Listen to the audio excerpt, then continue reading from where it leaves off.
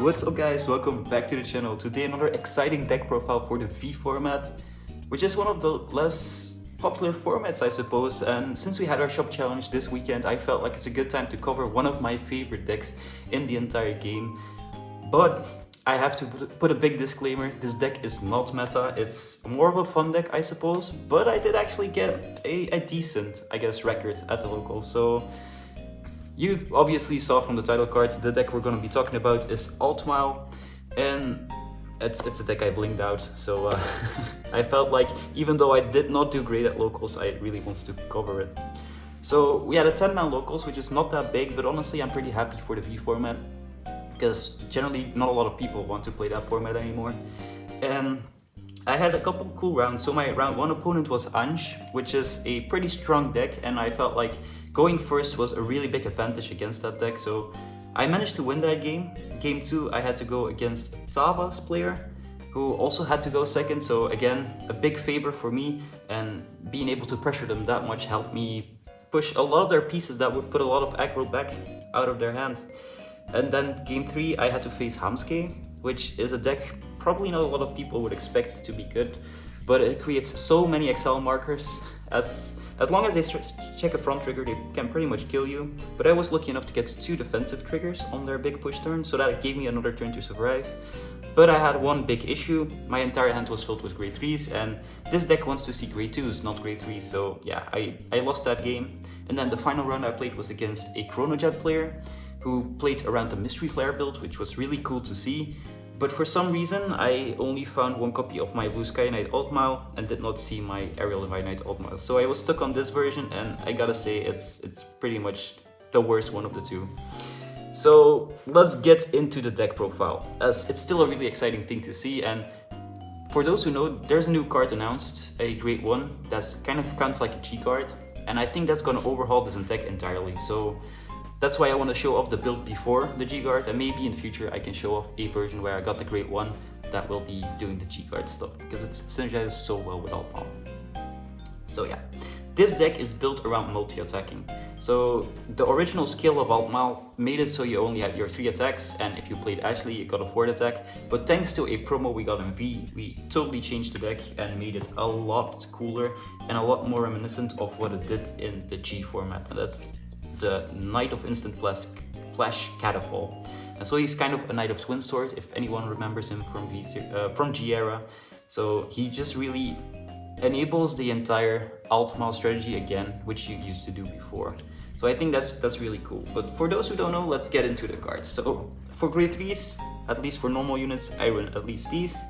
And so we have the original Blue Sky Knight Altmile, and he says if you have no face-up cards in your damage zone, he gets plus 15k. And this is both on Vanguard and Rearguard Circle. So he's a 28k attacker on Vanguard and Rearguard, which can actually be really good. So in my brig game, I actually just had to ride him and decided to go Force 2, put the Force marker on Vanguard and have a good booster behind him, so he's 38 or 48k, which can actually become really, really strong. Well, then he has an Axe skill, which is honestly his saving grace, I suppose. He can counterblast 1, discard a card from your hand and search for up to 2 grade 2s, reveal them and put them into your hand. So this helps you get your pieces, but having to ride him means you get a lot less power than you would have gotten on Aerial Divine Knight Altmile. So the payoff of having no face-up CB is actually a lot lower. And so if you're playing around him, you kind of have to be a lot smarter with how you multi-attack and how you put your columns. So you generally just don't want to ride him, but we need extra copies because this one requires 1 in Soul. So the main grade 3 we want to ride, the Aerial Divine Knight Altmile. His skill is if you have no face-up cards in your damage zone, all of your grade 2s get plus 10k power and plus 5k shield. Then if your soul has an Altmile, this gets a crit. So this is why we run extra copies of Altmile, because we just want to see an Altmile in soul to get a lot of extra pressure. Then his second skill is Act skill, Counterblast, Soul Blast, call 1 grade 2 from each deck and drop zone to Rearguard and shuffle your deck. So this gives us a lot of recursion, which helps us just be aggro in the early game and get a lot of value out of it, and still gives us the consistency of calling something from deck. So there's one nice thing though about being able to add 2 cards to your hand. It allows you to do different combos, but generally you just don't want to do them because the extra 10k and the potential crit is just so much better. So this is for the grade 3 lineup.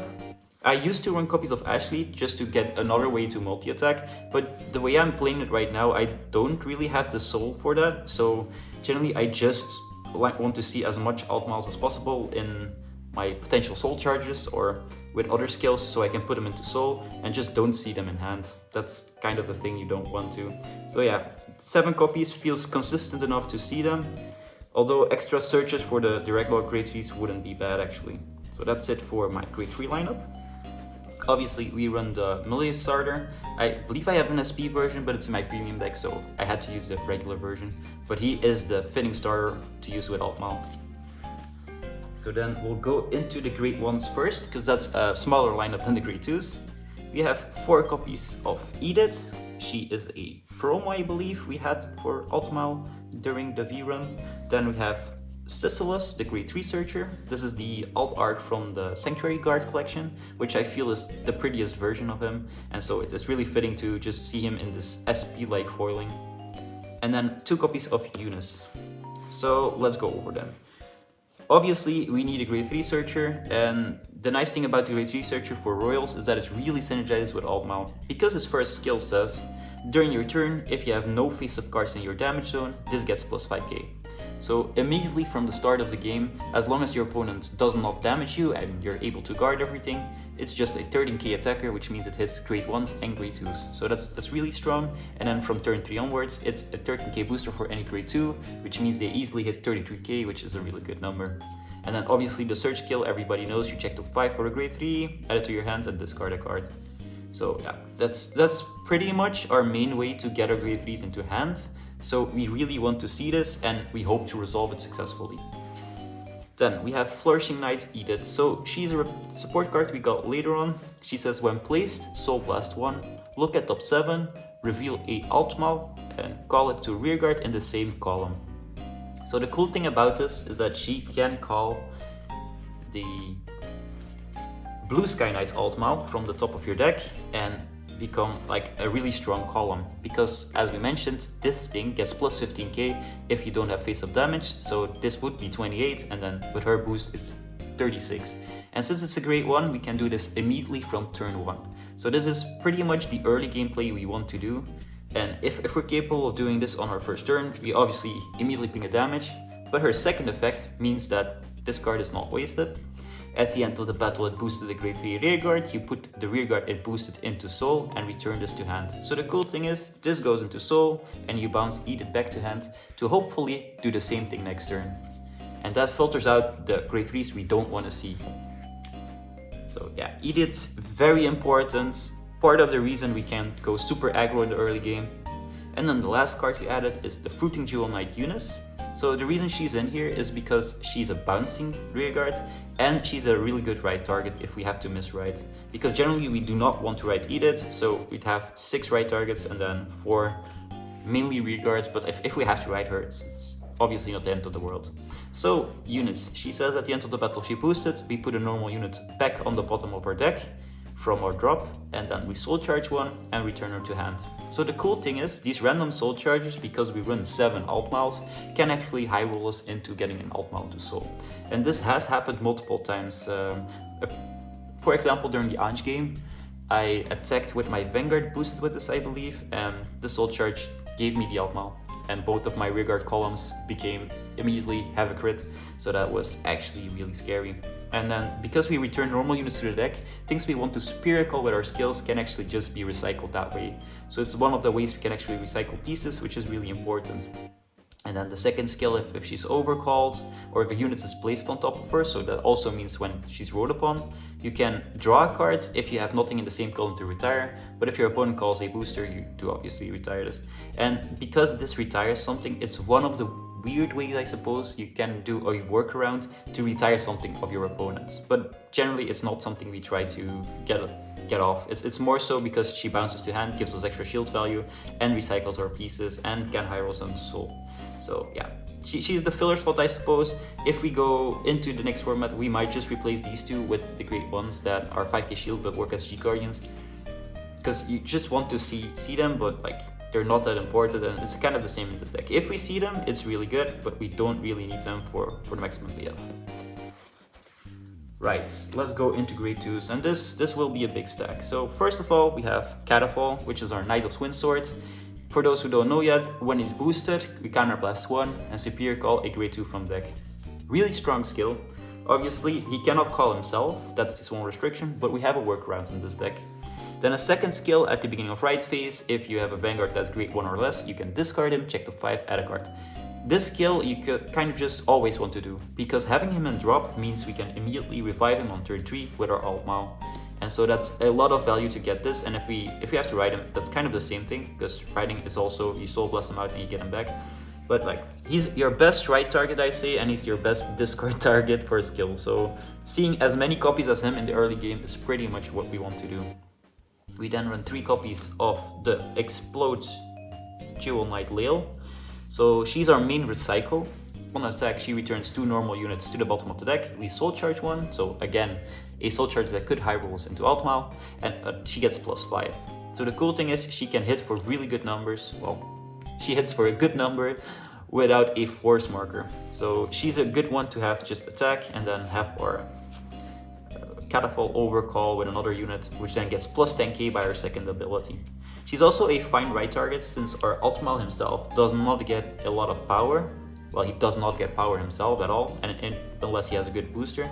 So having him ride over Lael means he gets the +10, and then we can easily make him a 34k swing. So I feel like either of those rides are really good. He is better if we have the CB, this is better if we don't have CB. We then have 1 copy of Miranda. So she's an important card, and I had to borrow her from Radiant because I don't have her myself. But this card allows us to actually play with 1 CB and still get a multi-attack off. So the cool thing is, if we call both of these from our skill of our Altmile, which costs a CB, we can then still overcall this with a card in our hand, and her effect would trigger when another unit is placed on the circle. We soul charge 1, again a way to high roll our Altmiles, and if you do not have face up damage, you counter charge 1. So this gets you an actual way to get CB if, well, this thing has used up all your CB so you couldn't multi-attack.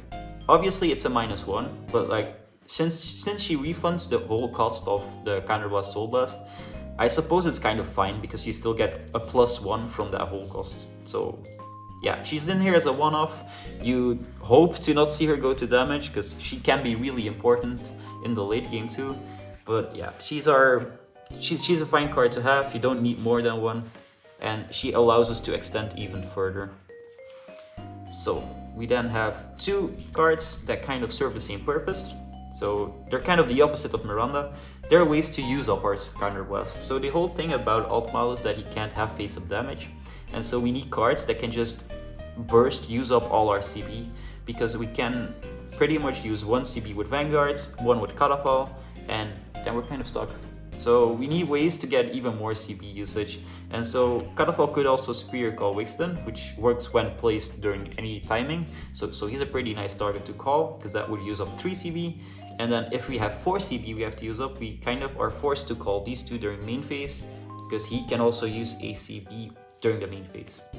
Let's go over both effects. So Wixton is really good, and he's also an alternative ride target, because he can actually high roll into a really good play. So his first skill is Sanctuary Guard restricted, so we don't have to talk about it. But the second skill is when placed on Vanguard or Rearguard circle, you counterblast 1, check top 7, call a grade 1 from among them, and shuffle your deck. So the cool thing about this is, and where did I put the grade 1s? It's here, right.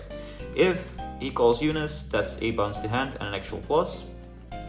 If he calls Edith, Edith can actually then high roll, get us a grade 3 on field, a boost to grade 3, put it into soul, and also bounce herself to hand. And so it's a really cool way to get a lot of multi-attack in the early game. But obviously it's a bit of high roll, because this is a top 7 check, Edith would be a top 7 check. So it works, but it's kind of niche, I suppose. And if it's the right target, it's also just an extra attack for pretty much no cost. So Wixton is really good, and the reason he's in here is mainly because he's the only one of the cards I found in Royal Paladin that can use a counterblast when placed. All the other cards that when placed from hand or during main phase. So yeah, he's in here as a one-off because he works. Then Rebel, he has 2 interesting skills. So his first one is when he's in the front row rear guard, all of your back row rear guards cannot be retired by your opponent's card effects. So this kind of helps us in a matchup like Tavas, where we have a certain grade 2, which I'll show off immediately because she's kind of important. Starlight Violinist, who will allow us to intercept from the back row. He can then protect her, so they can't snipe her with Tavas skill, and we still have the ways to intercept with your entire back row.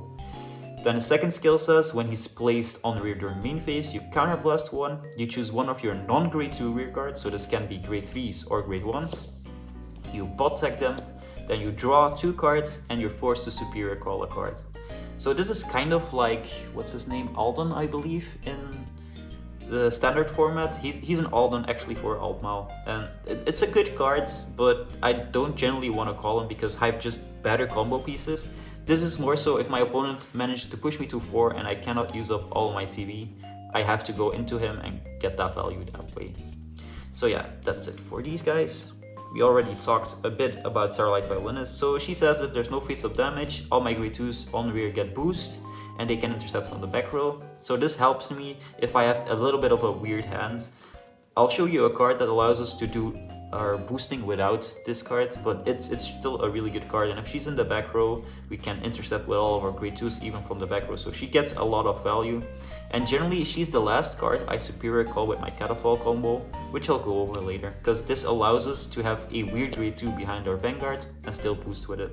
So she's important, although she's one of the cards I'm actually thinking of maybe cutting at some point, because I feel like she is good, but playing around her is just sometimes harder than it's worth. So then we have 2 more grade 2s, and I'll go over the dog first. So Espogal, he's the reason I kind of really like the way this build has evolved. So he has a non-once per turn auto ability. If your other rear guard is placed by a card's ability, he gets +3 and boost. So having these in the back row means both of your columns would have good boosters and be able to get bonus power every time something's called. So the first thing you notice is if you were to put these 2 down from hand, if you're really lucky, and you activate your Vanguard skill, you call 2 things. These would actually get two stacks of boost and 2 times 3, so they'll both be 15 already.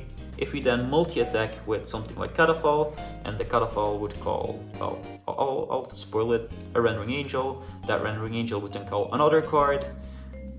All those extra triggers means these would be 12 plus 9 is 21k boosters, and then if we don't have face-up damage, they'd be 31k boosters, and you see how the damage can scale really strongly. So they're really good cards, and they're part of the reason I really like the playstyle the deck has evolved to.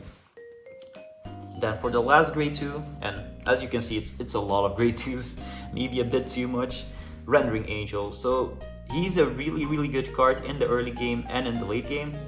So what he says is when he's placed, you call a grade 2 or less, and the or less is a pretty important part from your hand, and if you call it, it gets +5k. So this allows us to do 5 attacks on turn 2, which is why I really like him. But he also allows us to do a double Catafall play, and I'll try to go over both of those plays after we finished the deck profile.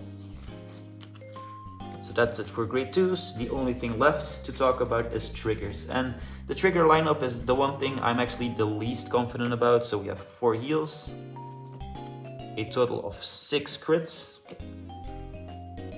4 draw PGs, and 2 draw triggers. So this is the lineup I went with, and the idea was I want high consistency on my pieces, so getting a defensive draw is pretty much the best thing I can do, because I'll be sure I can get back on the next turn. But that being said, I feel like the draws have held me back a little bit, because having 5k shields, like sure it works if you intercept and you throw a 5k on top, but that intercept by himself might have just been able to guard a bigger attack when paired with a crit instead. So I felt like it was really a bit of a letdown having those draw triggers, and so I'm actually considering going the entire opposite way, where we reduce our sentinels with 2 more crit sentinels and then 2 more random crits. So we run a total of 10 crits, which I feel like is probably a lot scarier, because we make massive numbers, and if we're going first and our opponent just has no PG on hand, odds are we can do a 3 crit swing with 50k, 55k, and they'll just sit there being like, yeah, I can't guard this, and they'll lose the game. So might be better to just go harder into that direction of being able to just finish off your opponent as fast as possible instead of trying to rely on drawing into pieces and hoping you can do a big combo turn. So that's it for the trigger lineup.